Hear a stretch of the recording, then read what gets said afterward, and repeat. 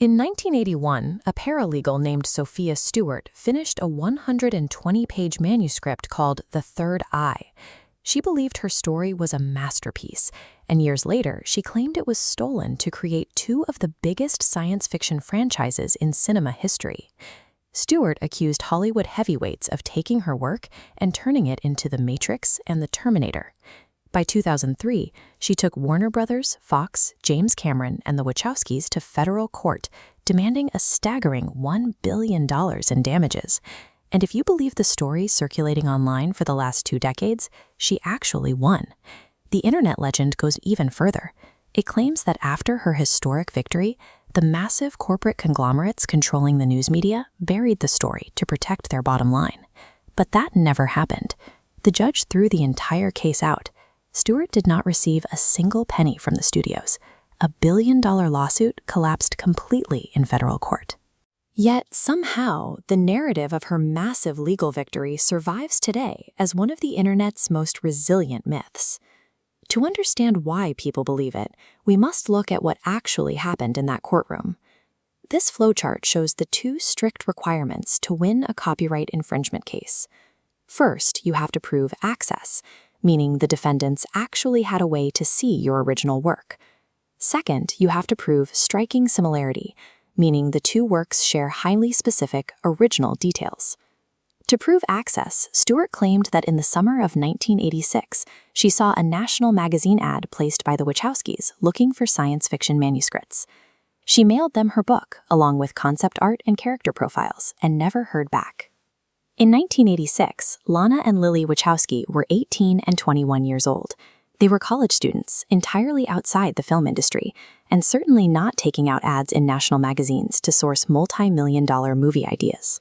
Without a realistic way to prove the directors read her work, her legal team had to rely heavily on that second requirement. They needed to show that the contents of her manuscript, The Third Eye, directly mirrored the plot of The Matrix. The implausible access claim put her case on thin ice from the start, but the actual text she submitted as her primary evidence ultimately dismantled her $1 billion lawsuit. When you look at the 225-page documents submitted to the court, the structural problems are immediately apparent. The actual story only takes up about 60 out-of-order pages. The rest of the book is heavily padded with an oral history, character outlines, and hundreds of pages of miscellaneous legal paperwork and rejection letters from Hollywood producers. As for the narrative, it follows a 6'3" protagonist named Icon.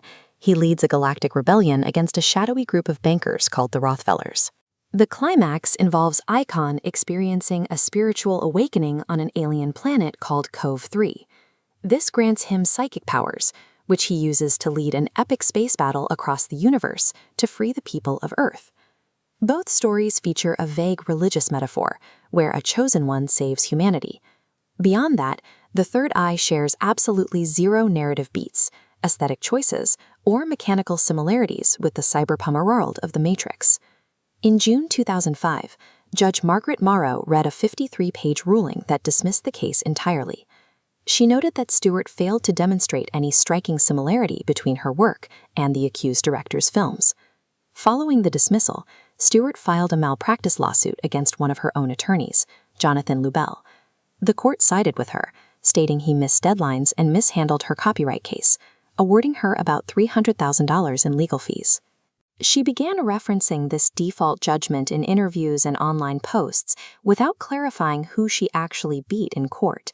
By blending the paperwork from her malpractice victory into discussions about Warner Brothers, she manufactured the illusion of a massive, industry-shaking win.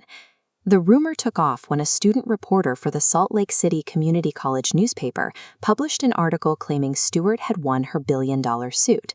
The paper realized the error and retracted the piece within a week. Reading through a disjointed 225-page manuscript requires hours of effort.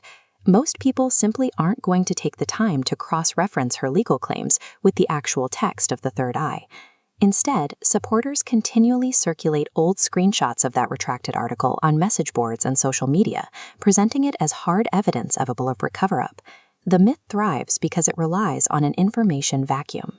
It stays alive precisely because people choose to share the screenshot rather than reading the original source material. People want to believe the Sophia Stewart story because it validates a very real grievance.